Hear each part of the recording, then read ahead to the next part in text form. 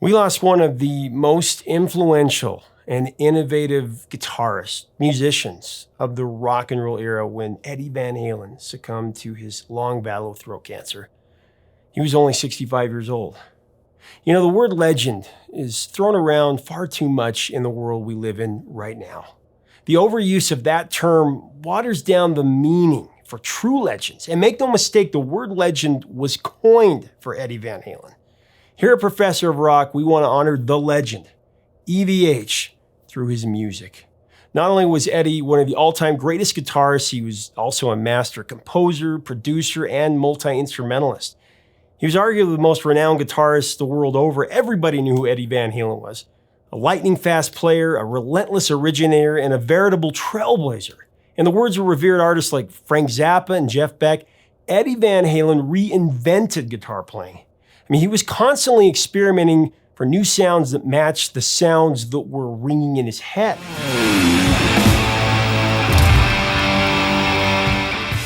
He didn't care for the factory-made guitars. He preferred to customize his axes to find something fresh and exciting.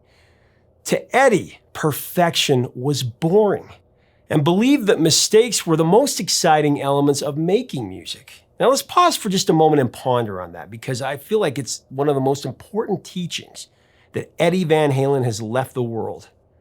Perfection is boring, mistakes, the most exciting elements of making music. I mean, in a world of brain-dead, fast food, auto-tune, cookie-cutter, sample-driven music, Eddie's philosophy reigns over us like a spirit in the night. I pray that we all truly contemplate his wisdom. Now, there are many Van Halen innovations that made Eddie a legend, such as his use of two-handed finger tapping, how he incorporated natural harmonics and volume swells, and produced that distinctive tone that budding guitarists have tried to emulate for more than 40 years. Eddie Van Halen was one of the best rhythm guitarists in an elite class with the likes of Jimi Hendrix, Eric Clapton, and Jimmy Page. Along with brother Alex, David Lee Roth, and Michael Anthony, Eddie formed Van Halen in 1972 out of Pasadena, California. The club culture of the 70s Hollywood Sunset Strip is where Eddie and his band cut their teeth with their incredible live performances. Van Halen was widely credited as the group that restored hard rock to the forefront of the music scene. Their impact can never be overstated. When Van Halen released their self-titled debut album, the band had already put the old guard of Led Zeppelin, the Stones, and the Who on notice. People could not believe what they heard. Couldn't believe what their ears were telling them from this brash young guitar virtuoso named Eddie Van Halen. They were just awestruck with Eddie creating the impossible.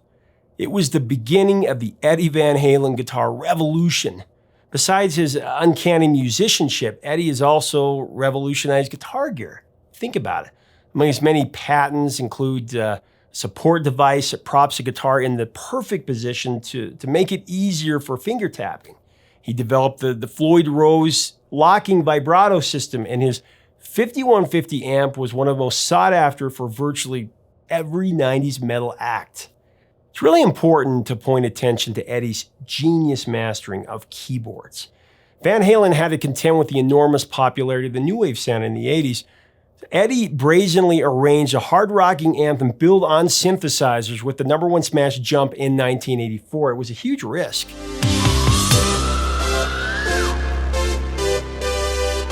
The synthesizer intro and melody permeates throughout the entire song, and it's a powerful demonstration of Eddie's depth versatility as a complete musician, not merely a guitar god.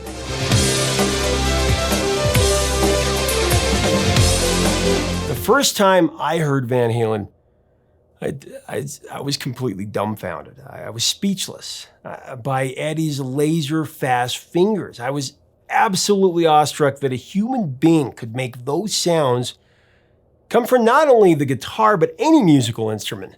I was fortunate to see Eddie play live several times, and I was always so touched by the rapturous joy that resonated from Eddie whenever he played.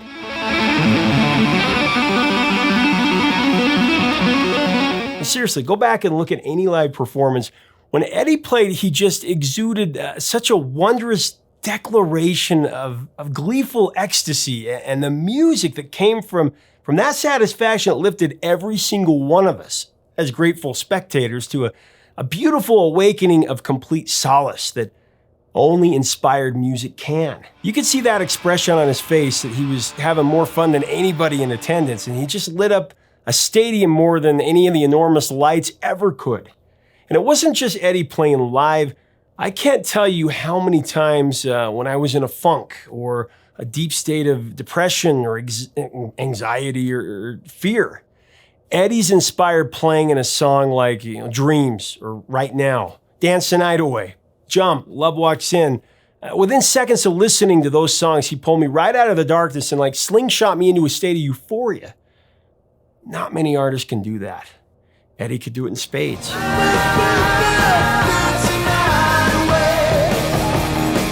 The musical impact of Edward Ludwig Van Halen will continue to inspire and fascinate really generation after generation. I mean, Eruption, think about that, still baffles budding guitar players who try to emulate it for more than 40 years now. 1 minute and 39 seconds of spontaneous brilliance.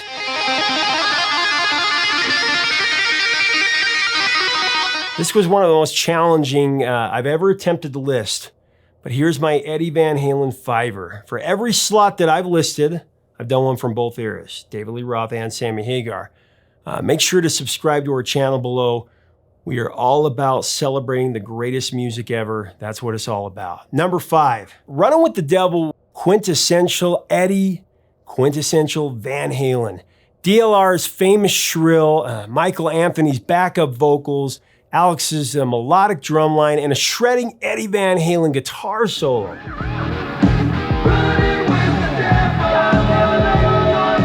As the first track on the Van Halen debut LP, Runnin' with the Devil was a warning shot to the world that Van Halen had arrived and they were the new lions of the rock jungle. Runnin' with the Devil is one of the most powerfully affecting tracks in the history of rock music. Make no mistake, print it, it's true. The roar heard around the world.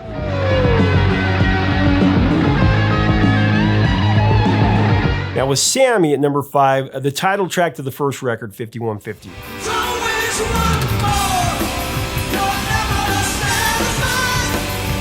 And here's what Sammy said about the song. Oh man, that's the craziest thing. So we knew we were going to be a band. We had, Warner Brothers had said, we'll work this out with Geffen, my solo records, my solo company. And we went to New York for the MTV Music Awards, and we were going to make the announcement, right? Yeah. So we get to New York, and Eddie calls me first night, 4:00 in the morning. This is before I realized Eddie did that stuff to you. I'm going, what? It must be an emergency. You got to pick it up, right? Oh, Eddie. Hey, dude, man, listen. No. I say, Ed, wait, whoa, say about me. He goes, no, listen. I'm listening. He has an electric guitar with no amp. And he starts playing. And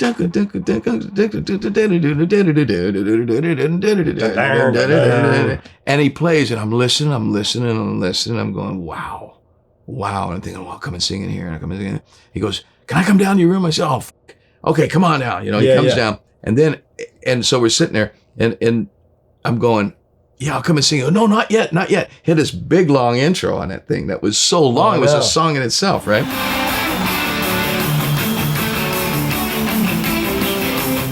But it was so bad. It was killing. And I didn't know where the one was, because Eddie plays everything. It sounds like, like you go, dun, dun, dun, dun, dun, dun. That's the way I would think that was the one. But it's like one and it's all on the up. And I didn't realize that also about his record. We were just starting to write, but we hadn't done. And so he puts his foot on my foot and he's tapping, on my foot. And he's going, and I'm going,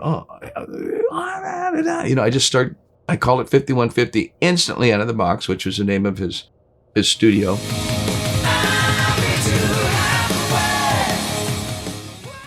And once I had a title like that, because I thought, I call it 5150, which is a police code for crazy people. I thought only a crazy person could write a piece of music like this. Right. Number 4, with DLR, I'm the One. Another amazing track for the eponymous Van Halen album in '78.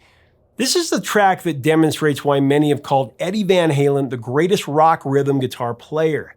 On the One is a rock, R&B, boogie, blues, jazz, swing adventure. Love Eddie's deep dive bombs and his screeching pick slides. Now on the Sammy side of the coin at number 4, Poundcake. I mean, come on, such a great song. Eddie said in the beginning that this song didn't get much of a reaction until the producer of the album for Unlawful Carnal Knowledge, Andy Johns, suggested that he play the rhythm track with a 12-string guitar. Then you add in a power drill, a Makita 6012 HD power drill to be exact, and a classic was born.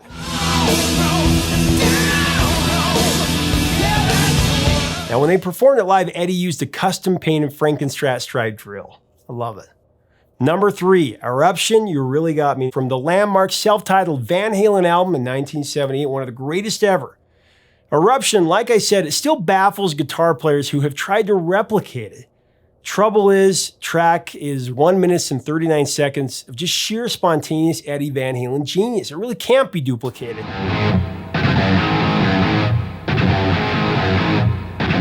And on covering the Kinks with You Really Got Me, I'll just say that with all due respect to the Davies, I prefer Van Halen's take. Like I always say, music is subjective. With Sammy at number 3, When It's Love. Yeah, I remember hearing this for the first time. It was just a beacon of light. I happened to record it on my boombox. I listened to it over and over. Also, it's a song that Eddie Van Halen walked down the aisle with. Here's Sammy's take on it. Well, Eddie got married to that song. a lot of people have been married to that song. Oh, I know. Yeah, I mean, that song is like, that's the marriage that walked down the aisle of all times. It's so funny. I love it.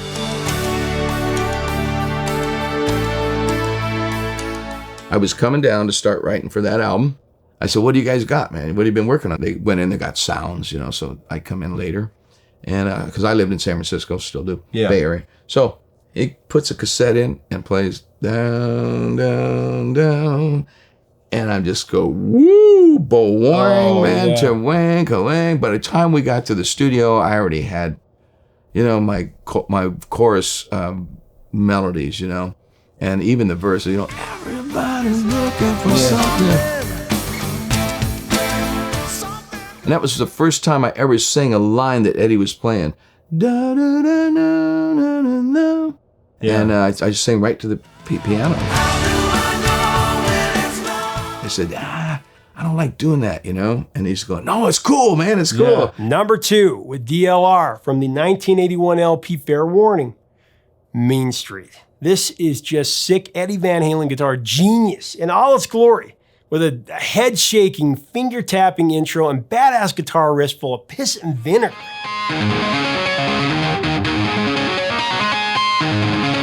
That's all I can say, really.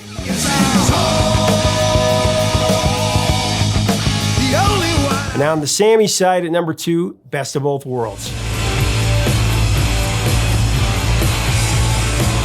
Here's a great story from Sammy about writing. It's hilarious. Ed had that written musically, and he was noodling around with the vocal. He didn't have words, but he was noodling around with the vocal, and I didn't like it. And he played it for me, and I said, man, I really dig this riff, but I don't want to sing that. And so he was just going, I couldn't tell you what it was, but it wasn't memorable. So I liked that song. So I listened to it, and I jammed a little bit. I didn't have a chorus or nothing. And I went to my house, and I'm jumping in the shower. I'm trying to think of write a song, what I'm going to write lyrics about. I was like, I don't know, you know. That's pretty funky. That's almost like Staple Singers, the way I'm singing. I'm singing very R&B in the verses. Right. Very R&B. And so I jumped in the shower. I got home about 2 a.m. Eddie's at Al were smokers, you know, and the room, I came home, I stunk like cigarettes. I couldn't stand, so I always took a big old shower. I got in a friggin' shower, and I went, I want the best. Give me the best. And I just said, oh, damn, I had to jump out of the shower. I'm drying. I'm trying to get paper, and it's wet, and finding a pencil. It was the biggest mistake, man. I mean, I'm in there, not a mistake, but it was just very, very like annoying what I had to go through. Yeah. And then I'd get back in the shower, and I'd say, all right, I'll fast. And then I started come out, oh man, no, verse. Oh, it's like, there's a picture in the gallery of fallen angels. And number 1, Panama, the third single from Van Halen's monster album, 1984. The Eddie Van Halen guitar tone, along with Diamond Dave's cocky vocal and steamy innuendos, they made Panama one of Van Halen's most popular hits. It rose to number 13 on the Billboard Hot 100. It should have been a number 1 hit.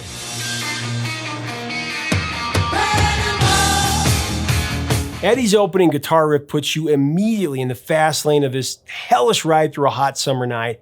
He used every decibel of his famous Marshall Plexi amplifier on Panama and his iconic Frankenstein guitar with the single humbucker in the bridge.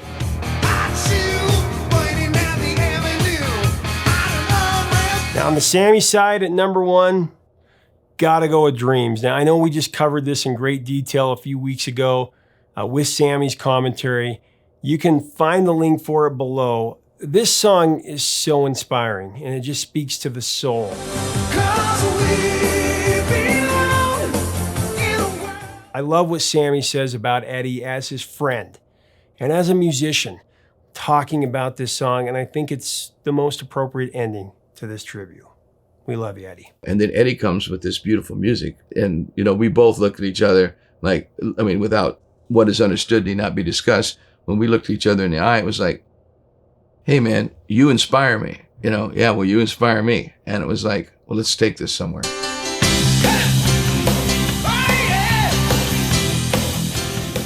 We just started writing different kind of songs. It was really magical. We had the most love and respect for each other, right, as I've ever had with any human being, whether it be male or female. It was just pure love and respect.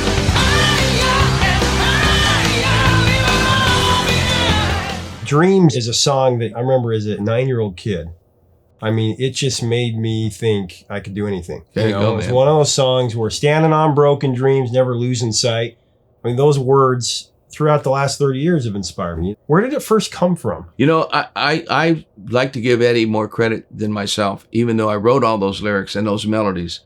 If it wasn't for the piece of music that he handed me, I wouldn't have thought of those lyrics. I was trying to write spiritual lyrics because it's where I was going in my life and in my head. When you have a dream, you have something you can chase after, something you go for, something that keeps you alive and keeps you just moving forward and changing. But you got to have a vehicle. You can sit and write lyrics all day long. Right. But musically, as a guitarist and as a musician, I'm not schooled. And I'm more like a blues-based guy. So when I write my own stuff, it's always a riff blues-based, to where Eddie's schooled, disciplined musician that knows music, and he can write a lifting part. I'm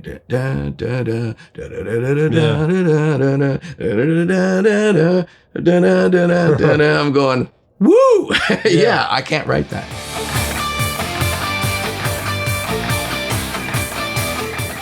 That was the magic of our relationship. And, Eddie doesn't write lyrics and he doesn't sing.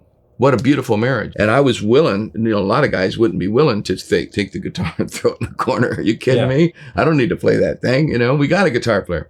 And that's what made the magical relationship.